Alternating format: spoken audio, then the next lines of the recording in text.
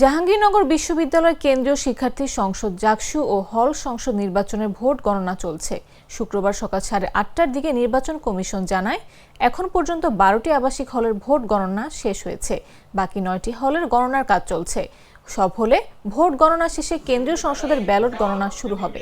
নির্বাচন কমিশনের এক সদস্য জানান, 2টি টেবিলে একসঙ্গে ভোট গণনার কাজ চলছে। ভোরের দিকে কয়েকটি হলের প্রার্থীদের এজেন্ট উপস্থিত না থাকায় সাময়িকভাবে গণনা বন্ধ ছিল। তবে যেসব হলে এজেন্টরা উপস্থিত ছিলেন সেসব হলে ভোট গণনা অব্যাহত রয়েছে। বৃহস্পতিবার সকাল 9টা থেকে বিকাল 5টা পর্যন্ত 21টি আবাসিক হলে ভোট গ্রহণ অনুষ্ঠিত হয়। পরে হলের কেন্দ্রগুলো থেকে ব্যালট বক্স সিনেট ভবনে আনা হয় এবং রাত 10টার কিছু পর শুরু হয় গণনা কার্যক্রম।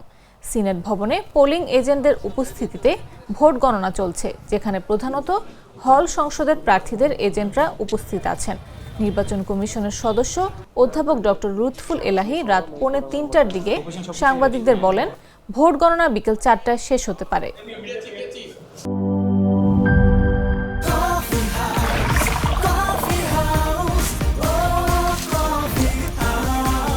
কফি হাউস, প্রতি চুমুকে আড্ডা জমে।